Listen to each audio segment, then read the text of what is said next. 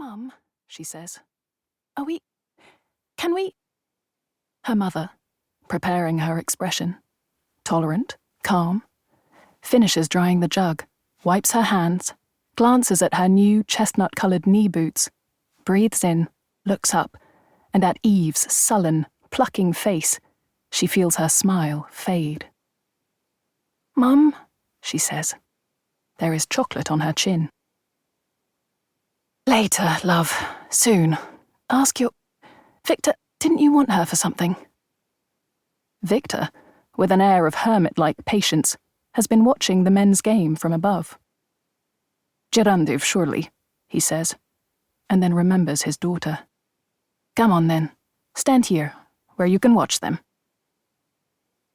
There is a thin black shelf running along the wall of this semi-country kitchen, above the fireplace. It matches the beams exactly, and, like her father, Eve must bend her head slightly to fit beneath it. She is not particularly tall for her age, but with this baby beam, and the babies playing under the table, she feels like a giant.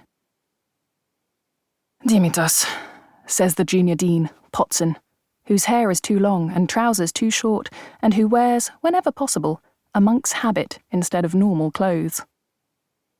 "Mugger," says a thin man from America, almost as tall as Eve's father. "Query?" says Eve's father. He stares at the thin man for a long time. He doesn't seem to realize he's being rude. The thin man's sharp smile does not wobble. "Old Norse, Muggy," he says eventually, sitting back on his heels. Eve's father narrows his eyes. She must distract him, or he will grow crosser, like water boiling. And when eventually they force her giggling sister from under the table and into the car, their journey home, which could be full of night and adult conversation and the strangeness of the fields, will be a long, angry rant, and her sister will insist on resting her tickly Rapunzel hair against Eve's knees, and Eve will be unable not to pinch her, and it will all be black. The other mothers are talking as if they're friends, which they aren't. Her mother is fatter and prettier than any of them, particularly the one she is with now, who is tall and unfamiliar in awful clothes. The mother of the Roman catapult boy. She looks like a Roman herself, thinks Eve. But she has at least made Eve's mother laugh by hiding her chocolate in a boot by the door, and has smiled at Eve and shown her a woodlouse which Eve, unfortunately, squashed. Eve is not in the mood to be charmed. Her mother is laughing again, although she said all week she was dreading this party. Are they talking about her? Eve concentrates on the game and tries to feel her brain work. Her brown fingers pull at the stitching on her collar. "Sula." Her father's eyebrows are a question mark. "Gannet." "For God's sake."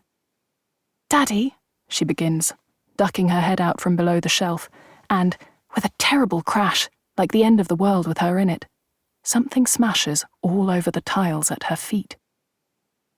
The air goes thick. The room is still. She has the attention of every adult. Confused, she smiles and sees they are waiting for her to speak. What?" Her lips feel like wood. I didn't," she begins, because it seems expected, although she knows for certain that it was nothing to do with her. There is a horrible pause before everyone leaps into life, like statues animated. Green and brown and hands and trousers speeded up, as if seen from a roundabout, and the china that broke, splinters of icing and dark red glaze, is piled carefully on the kitchen table. It had been a plate, someone says, and Eve's mother is repeating, "I'm so sorry, I'm so sorry," and all Eve can think is, how strange. She is sure she'd have seen the plate if it had been on the shelf above her. Besides, how could she have smashed it with just a turn of the head? It cannot have been her. They are all terribly mistaken.